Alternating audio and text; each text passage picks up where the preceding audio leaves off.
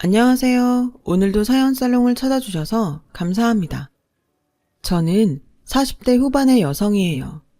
저는 어릴 때 아빠가 사업을 하셔서 부유한 환경에서 자랐어요. 그 덕에 예술중학교에 진학해서 미술 전공을 하고 예고를 갔지만 얼마 안 돼서 집안이 어려워졌어요. 아빠 사업이 부도가 나서 가족들이 뿔뿔이 흩어졌고 저도 1년을 쉬었다가 일반고로 전학을 갔죠. 제가 미술을 못하게 된 것도 학교를 쉰 것도 상관없었어요. 그저 가족들이 다시 모여서 살 수 있기를 바랐는데 얼마 안 돼서 아빠가 돌아가시고 말았어요. 엄마는 친척집에 있던 저와 동생을 데리고 오셨어요. 그리고 닥치는 대로 일을 해서 저와 남동생의 학비를 마련하셨어요. 저는 그런 엄마의 건강이 걱정됐지만 엄마는 괜찮으니까 너는 어떻게든 대학 갈 생각만 해. 절대 중간에 포기하면 안 돼. 알았지? 라며 토닥이셨고 저는 그 말에 힘을 얻어서 정말 열심히 공부했어요. 그렇게 저는 경영학과에 들어가서 학원 영어 강사 아르바이트를 하며 학교를 다녔어요. 공부도 정말 최선을 다해서 했기 때문에 성적이 좋았지만 하루라도 빨리 제대로 돈을 벌고 싶어서 학원 강사가 됐어요. 일반 회사에 취직하겠다고 준비하는 시간을 허비하고 싶지 않았거든요. 제가 가르쳤던 학생들 성적이 좋았던 편이어서 학원에서도 먼저 정식으로 일하지 않겠냐고 제안했었고요. 그렇게 제가 본격적으로 영어 강사를 하면서 엄마도 좀 쉴 수 있게 됐어요. 저는 제가 돈을 벌어서 엄마와 동생을 편하게 해준다는 게 너무 좋았어요. 그러다가 어느 날 출근을 하는데 학원 앞에서 누가 절 불렀어요. 얘, 너 수정이 아니니? 김수정, 맞지? 나 태구 엄마야. 우리 태구랑 초등학교 때 그룹과에 같이 했잖아. 아줌마 기억나지? 어릴 때 모습이 있어서 금방 알아봤어. 부모님은 잘 계시고? 네, 다 잘 계시죠. 아줌마네는 원래 부동산으로 돈을 많이 벌었는데 여전한 것 같았어요. 네가 벌써 어른이 돼서 학원에서 애들을 가르친다니 세월 참 빠르다. 여기 아줌마네 건물이니까 심심할 때 연락해. 아줌마가 맛있는 거 사줄게. 라며 저와 만난 걸 굉장히 좋아했어요. 저도 반갑기는 했지만 참 많이 속상하기도 했죠. 제가 어릴 땐 저희 집도 잘 살았으니까 괜찮았지만 더는 그렇지 않았으니까요. 강의를 하면서도 자꾸 태구네와 우리 집이 비교가 돼서 마음이 심란했지만 그래도 집중해서 애들을 가르치려고 애썼어요. 그리고 그 뒤로도 아줌마를 두어 번 더 만났어요. 그때마다 아줌마는 맛있는 거 사주겠다, 선물을 해주겠다. 그랬지만 저는 바쁘다며 자리를 계속 피했어요. 아줌마와 마주치는 게 부담스러워서 학원을 다른 데로 옮길 생각도 했어요. 그런데 원장님이 그런 제 마음을 눈치챘는지 김 선생, 요새 많이 힘들지? 내가 그동안 신경 못 써준 것 같네. 이거 고기 좀 사 먹으라고 따로 챙겼어. 건강해야 애들도 잘 가르치지. 라며 봉투를 건네더라고요. 저는 어릴 적에 그때는 드물었던 원어민 교사한테 영어를 배워서 발음이나 표현을 다른 강사들보다 더 정확히 가르칠 수 있었어요. 문법과 독해도 제가 가르친 애들 성적이 좋았고요. 그러다 보니 원장님은 절 잡으려고 그러시는 것 같더라고요. 저는 그런 원장님 마음이 느껴져서 다른 데로 옮기기도 어려웠어요. 그렇게 지내는데 어느 날 학원 앞에서 웬 남자가 저를 아는 척 하더라고요. 진짜 수정이 맞네. 엄마 얘기 듣고 긴가민가 했는데 나 태구야. 기억나지? 라며 인사하는데 어릴 적 친구를 보니 저도 반갑긴 했어요. 태구는 일찍 미국으로 유학을 가서 대학을 졸업하고 한국에 와서 사업을 시작했다고 하더군요. 솔직히 저랑 같은 나이인데 고급차를 몰면서 사장님 소리 듣는 걸 보니 부럽기도 하고 제 처지와 비교가 돼서 좀 우울해지기도 했어요. 그 뒤로도 태구는 학원 건물에 몇 번 오가면서 저와 마주쳤어요. 그러다가 저희는 자연스럽게 만남을 가졌고 사귀는 사이가 됐죠. 처음에는 저희 집이 망한 것 때문에 부담이 돼서 제가 거리를 뒀는데 태구가 구김살 없이 다가오는 모습에 끌렸던 것 같아요. 1년 가까이 사귀던 어느 날 태구는 저에게 프로포즈를 했어요. 내가 어릴 때부터 너 좋아했던 거 모르지? 나한테는 네가 첫사랑이야. 첫사랑이 이루어진다는 게 얼마나 꿈 같은지 몰라. 내가 평생 행복하게 해줄게. 저는 좋긴 했지만 걱정도 됐어요. 그때까지 저희 집에 대해서 얘기하지 않았거든요. 저는 얼마 동안 프로포즈에 대답을 안 하며 피했죠. 그랬더니 태구는 나중에 거의 울 것처럼 사정했어요. 뭐가 문젠데 내가 다 고칠게. 나 잘할 수 있어. 정말이야. 실은 우리 집 나 고등학교 때 아빠 사업 망하고 어려워. 그래서 나도 미술 관두고 1년 쉬다가 일반 고등학교로 갔고 아빠는 돌아가셨고 지금은 내가 벌어서 먹고 사는 거야. 이런 얘기 어떻게 해야 좋을지 모르겠더라고. 네가 어떤 눈으로 볼지도 걱정이 됐고. 뭐야, 그런 걸 가지고 여태까지 대답 안 한 거였어? 그게 무슨 문제가 된다고. 내가 잘 사는데 뭐 어때? 저한테 어려웠던 걸 태구는 아주 쉽게 생각했어요. 그게 마음이 놓이기도 했지만 어딘가 찜찜하더라고요. 어쨌든 저희 집 얘기는 그렇게 가볍게 지나갔고 저와 태구는 결혼을 약속했어요. 며칠이 지난 어느 날 학원에서 애들을 가르치고 있는데 갑자기 문이 벌컥 열리더니 아줌마가 성큼성큼 들어오는 거였어요. 야, 김수정, 너 나 좀 보자. 아줌마, 저 지금 수업 중인데 무슨 일 때문에 그러세요? 여기서 망신 당하기 싫으면 당장 나와! 라며 소리를 버럭 지르는 바람에 저는 밖으로 나갔어요. 그랬더니 아줌마는 다짜고짜 제 뺨을 철썩 때리며 너 왜 니네 집 망한 거 숨기고 사람 속인 거야? 남의 아들 신세 망치려고 작정했어? 태구가 니네 아빠 죽고 집안 망했다고 하는데 내가 얼마나 소름 끼쳤는지 알아? 그런 줄 알았으면 내가 너랑 내 아들 만나게 그냥 안 뒀지. 너 그럴 줄 알고 속였지? 얘가 없이 살더니 아주 꽃뱀 다 됐네. 아줌마, 그게 무슨 말도 안 되는 소리예요. 아무리 화가 나셔도 하실 말씀이 따로 있죠. 꽃뱀이라뇨. 정말 너무하시네요. 얘가 어디다가 눈을 똑바로 뜨고 따박따박 말대답이야. 막산 티를 이렇게 내는구나. 너 내가 앞으로 지켜볼 거야. 우리 태구 만나지 마. 저는 너무 자존심 상하고 속상해서 화장실에 들어가 펑펑 울었어요. 원장님은 제가 아줌마한테 당하는 걸 보셨는지 수업 못한 거는 아무 말 안 하고 차 한 잔을 갖다 주셨어요. 저는 그 덕에 정신을 차리고 태구한테 그만 만나자고 연락을 했어요.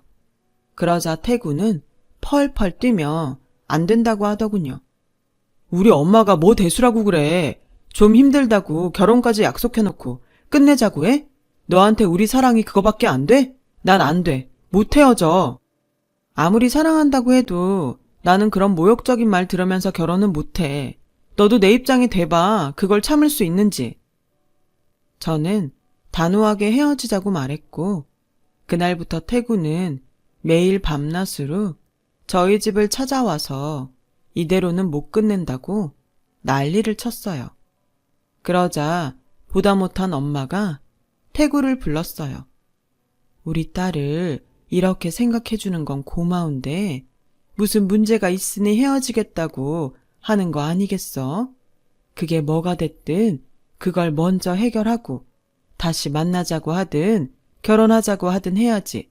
이렇게 무작정 못 헤어진다고만 하면 어떡해. 태구 너도 이제 어린애가 아니니 어른스럽게 대처할 게 뭔지 생각해보고 행동했으면 좋겠구나. 그러자 태구는 더 이상 제 앞에 나타나지 않았어요. 며칠이 지나도 아무 소식이 없자 저는 궁금해서 문자를 보낼까 했지만 겨우 잠잠해졌는데 다시 소란을 일으키고 싶지 않아서 그만뒀어요. 태구도 좋았지만 아줌마와의 문제를 해결하기 전에는 다시 만날 수 없었어요. 이대로 헤어져도 할 수 없다고 생각했죠. 그렇게 지내는데 아줌마가 학원으로 다시 저를 찾아오셨어요. 내가 정말 이러고 싶진 않았지만 원래 자식한테는 못 이기는 법이라잖아. 그래서 내가 져주기로 했다.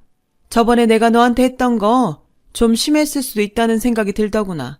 다 잊고 우리 태구랑 잘 지냈으면 좋겠다.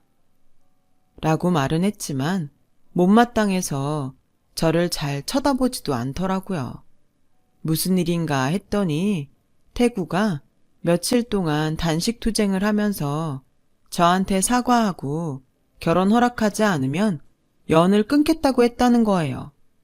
아줌마도 처음에는 저러다 말겠지 했는데 결국 태구가 아무것도 못 먹어서 쓰러지고 병원에 입원하자 저를 찾아왔던 거였어요. 저는 아줌마를 보면 억지로 사과 같지도 않은 사과를 하는 게 더 기분 나빠서 그만두고 싶었지만 제가 뭐라고 태구가 그렇게까지 하는지 그에게 미안하고 감동도 받아서 병원에 찾아갔어요. 며칠 새 안색이 헬쑥해진 태구를 보니 괜히 눈물이 나더라고요.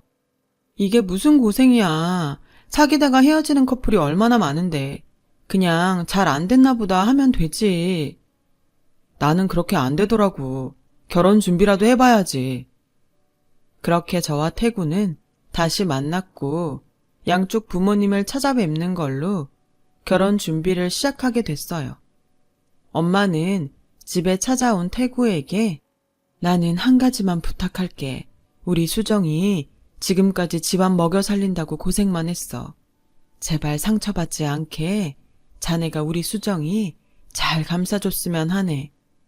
이제 그럴 일 없어요. 결혼을 저희 둘이 하지. 가족이랑 하나요. 저는 너무 쉽게 생각하는 태구의 태도가 살짝 불안했지만 그래도 씩씩하게 말해주는 게 마음 편하게 해주려는 것 같아 좋았어요. 태구 부모님은 찬바람이 불긴 했죠. 그래도 아줌마가 전처럼 저를 대놓고 무시하지 않아서 그나마 마음이 놓이더라고요. 그렇게 인사를 마치고 상견례 날짜가 얼마 안 남았을 때였어요. 하루는 남동생이 저를 불러서 누나, 결혼식 비용 때문에 엄마가 고민이 많은 것 같은데 뭘 어떻게 하기로 한 거야? 우리 사정도 있는데 너무 무리하는 건 좀 그렇잖아. 요새 엄마 많이 힘들어하셔. 우리 혼수 그렇게 많이 안 하기로 했어. 결혼식장도 교회 빌려서 하기로 해서 돈 안 들어갈 텐데 내가 엄마한테 물어볼게. 라고 안심시키고 엄마한테 물어봤죠. 엄마, 우리 혼수 많이 안 할 거니까 너무 걱정하지 마. 그리고 벌써 뭐 살 필요 없는데 돈 들어가는 거 있어? 혹시 부족하면 내가 적금 깨면 되니까 걱정 말고 말해. 아니야, 괜찮아. 엄마가 할 수 있어. 엄마 돈도 결국 다 네가 벌어다 준 돈인데 어떻게 네 적금까지 깨니? 그리고 그 돈 없어도 충분하니까 걱정하지 마. 라고 했지만 엄마는 좀 기운이 없어 보였어요. 그래서 일부러 생활비를 엄마 통장에 더 많이 넣고 퇴근할 때 고기도 사가고 했죠. 제 결혼 준비를 하다 보니 피곤하셔서 그럴 수도 있겠다고 생각했거든요. 그렇게 상견례 날이 다가왔어요. 저는 학원 끝나고 가야 해서 상견례 장소에서 엄마와 만나기로 했어요. 원장님이 일부러 마지막 시간을 빼주시며 저를 배려해 주셔서 저는 예상보다 일찍 도착할 수 있었어요. 그리고 저는 거기서 차마 입에 담기도 힘든 장면을 목격했어요. 아줌마가 엄마 얼굴에 돈다발을 집어 던지고 있더라고요. 우리가 무슨 거진 줄 알아? 돈 1,000만 원으로 내 아들이랑 결혼을 시키겠다고? 집 망하고 남편 죽은 거 불쌍해서 봐줬더니 아주 우릴 물로 봤나 본데 이걸로 우리 아들 잡아서 팔자 펼 생각 꿈에도 하지 말라고 하더니 대뜸 엄마 발등을 밟고 올라서서 내가 이러니까 기분이 어때? 기분 나쁘지? 돈 1,000만 원은 니네 집안이 지금 우리를 이렇게 모욕하는 거야. 이렇게 우리 집안 밟고 서서 잘 먹고 잘 살겠다는 거라고. 저는 전속력으로 달려가서 아줌마를 확 밀어서 넘어뜨렸어요. 지금 이게 뭐 하는 짓이에요? 남의 엄마 발을 밟고 서서 뭐 하는 거냐고요. 아니 뭐 이런 싸가지 없는 게 다 있어. 나 참 이런 걸 며느리로 둬야 한다니. 됐어요. 저 그댁 아들하고 결혼 안 해요. 우리 집안 사정 어려운 거 알고 혼수 없고 집안 가구만 검소하게 한다고 했는데 엄마가 어렵게 모은 1,000만 원이 뭐가 잘못됐다는 거예요? 아줌마, 이런 식으로 돈 가지고 사람 우습게 보는 거 아니에요. 엄마는 이러지 말라고 저를 말렸지만 저는 그만두지 않았어요. 그렇게 살지 마세요. 태구 때문에 할 수 없이 결혼하려고 했지 저 아줌마네 돈 한 푼도 가질 생각 안 했다고요. 얘가 아주 우릴 봐주는 것처럼 말하네. 그럼 잘 됐구나. 우리도 이런 어디 내놓지도 못할 집안이랑 사돈 안 맺으면 좋지. 뭘 그러냐? 너야말로 우리 태구 놓치고 후회하지나 마. 그렇게 제 결혼은 깨졌는데 그 후에 태구가 더 가관이었어요. 그날 집에 오면서 태구에게 전화를 계속했지만 받지 않더라고요. 그래서 결혼 못한다고 문자만 남겼죠. 태구는 다음날 오전에 학원으로 찾아왔어요. 너는 내가 그렇게까지 했으면 우리 엄마한테 좀 맞춰줘야 되는 거 아니야? 어떻게 우리 엄마를 밀어서 이 지경까지 오게 해. 우리 엄마 다리에 멍들었어. 너 진짜 환상 확 깨지게 하더라. 좀 영화 속 주인공처럼 청순하게 있지 못해? 영화 속 주인공? 누가 그런 주인공 하고 싶대? 난 주인공 같은 거 할 생각 없으니까 그런 거 좋아하는 사람 만나서 살아. 그래, 나도 이런 막장 드라마는 생각도 못했어. 다 관도. 이젠 지겹고 재미도 없다. 알고 보니 태구는 첫사랑에 대한 환상을 이루고 싶어서 영화 같은 결혼을 현실로 만들고 싶었던 것 뿐이더라고요. 영화 속 주인공 흉내를 냈던 거죠. 게다가 저와 결혼 준비를 하면서 다른 여자를 계속 만나고 있었더라고요. 정말 어이없고 분하고 속상했지만 얼른 정신을 차리고 현실로 돌아왔어요. 그랬더니 이번에는 아줌마가 원장님한테 저를 자르라고 압력을 넣더라고요. 건물 주인이라고 해서 제가 쓰는 강사까지 이래라 저래라 하시면 안 되죠. 전 김 선생 없으면 안 돼요. 라며 제 편을 들어주셨어요. 차라리 잘 됐어, 김 선생. 내가 안 그래도 학원을 좀 확장할 생각이었는데 나도 이참에 다른 데로 옮기고 김 선생이 분원을 맡아주면 좋겠는데 어때? 분원이요?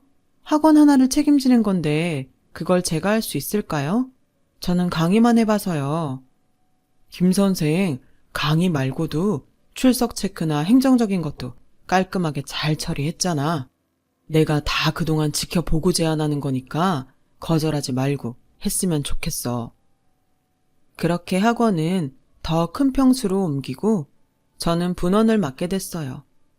처음에는 제가 강의도 직접 하면서 학원을 운영하느라 많이 힘들었지만 점점 학생 수가 늘어나서 직원을 더 뽑으니 한결 일은 편해지더라고요. 저는 학원 교재도 새롭게 만들어 학생들을 체계적으로 나눠서 각각 수준에 맞게 프로그램을 짰어요. 학생들 1:1 면담도 진행해서 더 철저하게 관리를 했죠. 그러면서도 분원도 본원만큼 규모가 커지게 됐어요. 그러자 원장님은 저한테 공동 경영을 하자고 하셨어요. 내가 나이도 있어서 이제 힘이 많이 딸리는데 우리 애들은 다 다른 일 하고 있어서 안심하고 맡길 사람이 없어. 김 원장이라면 내가 그동안 키운 학원 앞으로도 잘 이끌 수 있을 것 같아. 원장님, 저는 너무 좋긴 한데, 근데 절 뭘 보고 이렇게 믿어주세요. 내가 김 원장 대학생 때부터 봤잖아. 지금까지 나한테 의리 지킨 것만 봐도 김 원장은 믿을만 하지. 저는 원장님한테 감사하다고 몇 번이고 말했어요. 퇴근해하고 안 좋은 일 있을 때도 계속 제 편을 들어줬던 게 떠올랐거든요. 저는 원장님이 믿어주는 것에 보답하려고 더 열심히 했고 분원도 점점 늘어나게 됐어요. 원장님은 얼마 안 돼서 일선에서 물러나셨어요. 그러면서 저한테 많은 걸 물려주셨고 그 덕에 저는 꽤 돈을 벌었어요. 그래서 동생한테도 통장을 하나 만들어줬고 엄마도 더 편히 모실 수 있게 됐죠. 엄마는 제가 그동안 보내준 돈을 차곡차곡 모으셔서 꽤 큰 돈을 갖게 됐어요. 그리고 건물 같은 데 투자를 하려고 알아보시더라고요. 아는 부동산에서 연락이 왔는데 꽤 괜찮은 건물이 싸게 나왔다더라. 근데 내가 그런 건 처음이라서 혼자 가기 좀 그런데 너 시간 내서 같이 갔으면 좋겠다. 저는 엄마와 함께 건물을 보러 갔어요. 그리고는 정말 깜짝 놀란 게 예전 학원이 있던 건물이었거든요. 태구네가 갖고 있던 그 건물인 거죠. 그동안 세월이 꽤 흘렀다고 해도 그 동네에선 큰 건물인데 생각보다 싸게 나왔더라고요. 부동산 중개사는 이 집이 지금 목돈이 필요해서 빨리 처분하느라 거의 헐값에 내놓은 거예요. 어디 가서 이 값으로 이런 건물 못 사요. 혹시 건물주 이름이 심영숙 맞나요?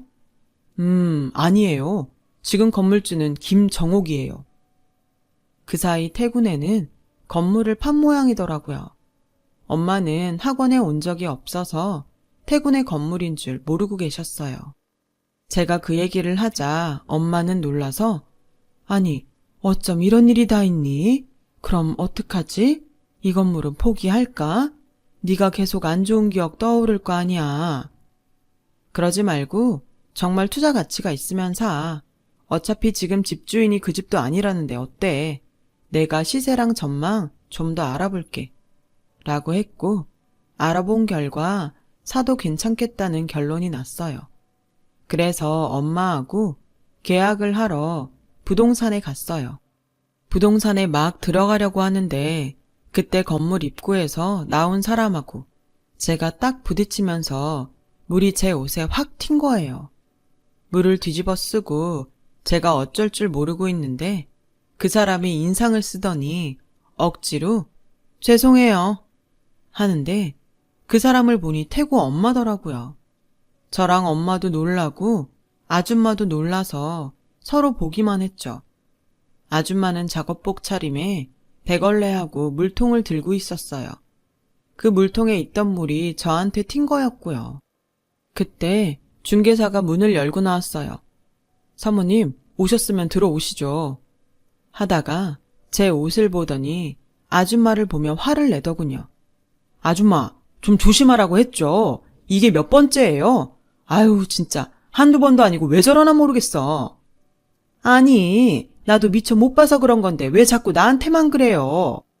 라며 아줌마가 말꼬리를 흐리자 중개사는 내가 속 터져 정말. 이 일을 못하면 사람이 성실하든지 성격이 좋든지 뭐 하나는 돼야지. 어떻게 저러나 몰라. 내가 진짜 예전 이 동네 건물주였으니 그동안 대접했지. 앞으로는 가만 안 있을 거니까 그런 줄 알아요.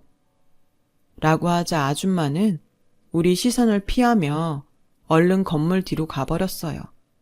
건물 계약하면서 물어보니 아줌마네는 벌써 몇 년 전에 갖고 있던 건물을 다 날렸다고 하더라고요.